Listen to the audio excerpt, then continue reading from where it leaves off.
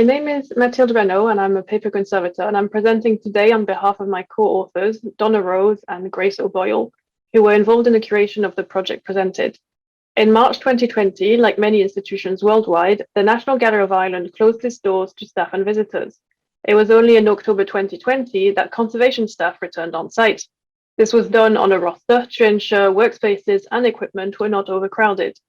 Other departments were more restricted in their access, requiring upper management clearance based on project needs and government updates. Some staff were unable to access the workspace and collections for over a year, while others worked in a hybrid pattern for several months at a time. Nevertheless, exhibition planning still went ahead to deliver the expected program upon reopening and beyond. This has included the preparation for a year-long rotations-based display consisting of material from the Anne Yeats archival collections. On top of the usual conservation and preservation challenges and compromises, time management and optimization of on-site presence was necessary due to the access limitations and the unknowns of the COVID situation. Born in 1919, Anne Yeats was raised within the culture of the Irish Celtic Revival. Her mother, Georgie Hyde-Lees, was an artist and scene painter, and her father was the poet, William Butcher Yeats. She travelled widely and became a successful artist, designer, and preserver of the arts in Ireland.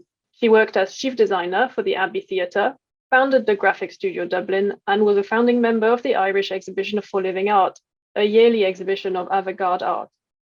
Donated by Michael Yeats in 2002, the Anne Yeats archive comprises sketchbooks, costume and set designs, workbooks and preparatory material, as well as exhibition and theatre ephemera. The Anne Yeats exhibition at the National Gallery of Ireland represents a sample of the artist's practice and explores the archive as a rich source for understanding her aesthetic interests and creative processes. When the early stages of planning and object selection started in late 2020, none of the three curators could go on site to assess the objects. The initial curatorial and exhibition design choices were therefore made entirely remotely, which was made more difficult by the fact that recent additions to the Anne Yeats archive are not yet catalogued. Several months into the initial shortlisting of objects and the planning process, only one curator was allowed on site. Limited on-site presence further meant that there was very little time to find, view, organize, and share the materials selected. This resulted in hasty photographs taken of as many items as possible to then be worked on remotely. Remote curation therefore relied on an already narrowed down collection, using incomplete records and poor quality photographs as reference to identify themes and select the objects. As expected, this has a later knock-on effect as the same photographs were used to present the overall condition of the objects for conservation. The improvised nature of the curatorial approach that had to factor in COVID-19 regulations had mostly weaknesses. Minor strengths include the number of objects digitized so that the curatorial staff could access remotely. The digital surrogates saved on the NGI's network can now be accessed internally and externally and will reduce future handling. However, this lacks many key elements for interpreting these objects. As experienced during curation, translating the objects from their digital form into the physical exhibition space was difficult. Physically meeting the objects so late in the process meant that a lot of time was lost on objects which were altogether unfit for display, while a lot of rejigging was required even when installing the exhibition. Major weaknesses include the staccato nature of restrictions and the ever-changing hybrid working patterns. This meant that a lot of momentum was lost at several points, and tasks were postponed and completed in a non-efficient manner. This environment also caused communication challenges between the wider team. In March 2021, an initial meeting was organized between curators and conservator, which took place over a video call. This restricted any object-based dialogue which would normally take place, and conversations around display needs and the potential issues were all based on virtual assessments. A provisional list of objects was ready by April, and the expected conservation needs were noted by myself based on the photographs and information provided without accessing the objects physically. Unsurprisingly, using photographs to evaluate the condition of objects is difficult and unreliable. As soon as on-site access was possible, the selected material was set aside by one member of the curatorial team to be assessed later by myself. Overall, 120 loose sketches and bound pages were put forward for condition check. 45 of these were dismissed. Dismissal of the objects was done to work around the unknowns of the COVID-19 situation and its impact on the workplace. Studio access was still uncertain in the long term, meaning that any lengthy treatment were automatically dismissed. This led to curatorial staff having to return on site to find replacements where necessary. The same process of setting aside, condition checking, reviewing, and reselecting had to be undertaken for each replacement. All the while, no direct contact between staff was possible. This obviously delayed the process to spread over several weeks. For flat works, treatments which I deemed to be unsustainable on this exhibition mainly included large amounts of tape removal, aqueous treatments, or very brittle papers, while many sketchbooks required extensive structural treatment to withstand open display.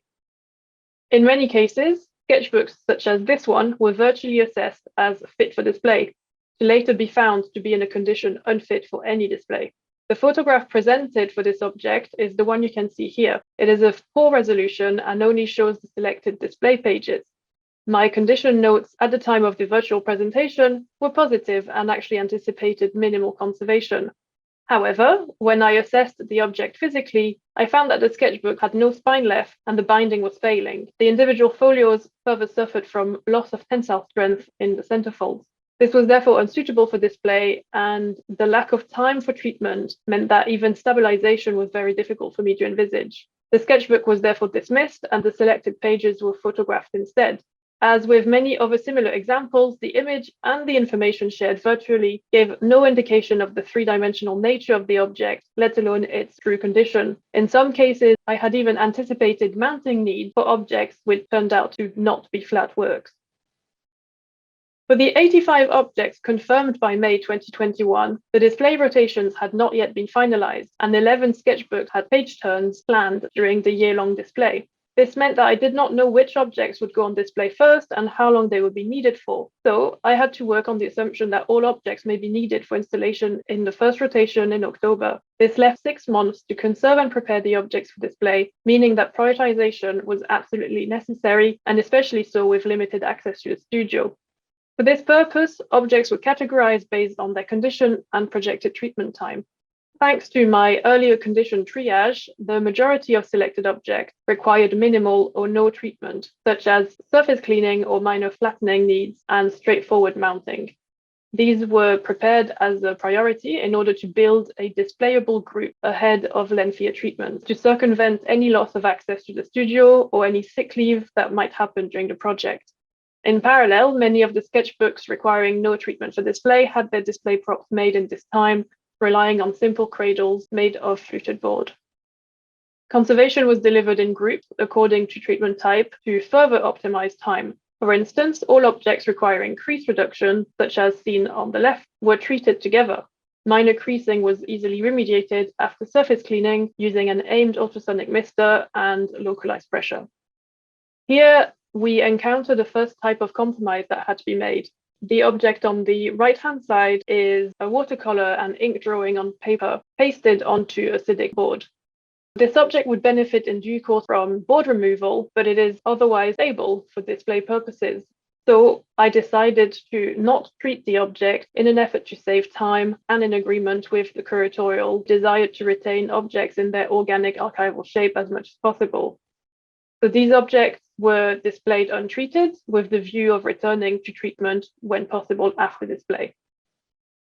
The second category of objects was those which received full conservation treatment. In cases where treatment time was anticipated to be quite low, or for which the results would be absolutely necessary for display and long-term preservation. Included in this category were objects with tearing and failing or missing pressure-sensitive tape, and more extensive creasing or difficult papers to work with, such as tracing paper. In some instances, objects required further tests in order to decide whether they would undergo conservation for display or not. This is the case for costume designs in ink and watercolors on wallpaper. 2 designs per rotation were selected, some examples of which you can see here. These same photographs were used to first present the works virtually to myself. As you can see, only the rector was shown through these low-resolution photographs, and they were deemed at the time to require minimal attention. However, condition assessment of the objects revealed much tension in the sheet due to an unknown adhesive on the verso.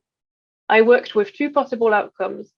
Following tests of the adhesive, it would either be fully removed and the sheet would be holistically conserved, or the artworks would be displayed as seen with the aim of returning to treatment after display. Thankfully, the adhesive was protein-based and water-soluble, and thus allowed for treatment to be undertaken rapidly. So following mechanical reduction, the adhesive residues were removed using a methyl cellulose poultice. This allowed the release of some of the tension in the sheet caused by the uneven shrinking of the adhesive, and this was furthered by several rounds of humidification and pressing under weights. Finally, where an object could benefit from lengthy holistic treatment, but could alternatively be stable enough to display with targeted treatment, it was selectively conserved only. This is where the most compromise went in my decision making. Consideration was obviously always given to how the object would fare in the future, and overall stabilization for display was undertaken before any further treatment was delivered selectively. This was mainly the case for bound material, of which all pages were surveyed and stabilized, but further treatment was only delivered to the pages going on display. One example is a spiral-bound notebook in which the artist tipped in etching proofs using pressure-sensitive tape with added comments in pen. The pressure-sensitive tape had yellowed and the adhesive was failing overall on most pages. After conversations with curators, it was decided to retain the pressure-sensitive tape as part of the nature of the object. However, the loss of adhesion caused issues for handling as well as display. The adhesive strength of the pressure-sensitive tape was assessed for each page, regardless of display. Where necessary, a water-based vinylic adhesive was reintroduced to prevent separations. For the pages selected for display, elongated treatment was undertaken. This included removal of the dried adhesive mass from the tape carrier, as well as staining reduction on the print with an acetone emulsion. The carrier was then re-adhered with water-based vinylic adhesive. The decision to only fully treat the pages selected for display came from a purely time-saving position and isn't the ideal outcome. The conclusion is that the time limitations which the unknowns of the COVID-19 situation brought turned out to be more tyrannical than the usual collection care limitations we faced when preparing exhibitions. This led to new decisions and compromises being taken, which affected the object, project, and staff. As we all know, an exhibition is an opportune event for objects to receive conservation care. However, full attention could not be given to all objects, and prioritization in this case was necessary to ensure that the exhibition could go ahead. This affected the objects and their selection. To alleviate time pressures, condition assessments and conservation foresight essentially guided the selection process and therefore restricted curatorial choices by dictating replacements and dismissals. Selecting and grouping objects based on their immediate display condition simplified the preparation of an exhibitable core group of objects, and limiting the number of objects requiring lengthy conservation also simplified preparations and ensured that more time was available for more necessary treatment. However, it does mean that objects which were displayed with minimal treatment or which were rejected due to the length of treatment were returned to storage in little better shape than when first condition checked, but at least they now have condition documentation. The difficulties of accessing the workplace also created compromises and opportunities beyond conservation. Social distancing regulations and the lack of access to the workplace slowed the project immensely by delaying all object-centric work and creating gaps in work and communication. This is true for both the condition checking of objects as well as the curation of the exhibition. Lack of direct access to the collections made selection difficult for curators and meant that there was an abstracted notion of how material would look and interact on display. Any missing documentation at that stage also quickly became a hurdle. The review of material at a distance also cemented the different understandings of an object's physical condition between curators and conservators. Better communication was therefore required to explain concepts at a distance and to reach the adequate compromises. While the bonding experience and the excitement of sharing ideas and viewing objects together was missed, the digital communication streams did not halt productive conversations about display aesthetics and conservation. Thanks to the large number of discussions around the nature of damage and the needs of objects going on display, all staff gained knowledge and understanding of the collection and of the needs of archival material. Finally, the digitisation output, which helped to remotely develop the exhibition, now also enables better access and promotes the use of surrogates in research and future projects. So that's our conclusions. Thank you for your attention, and I look forward to your questions.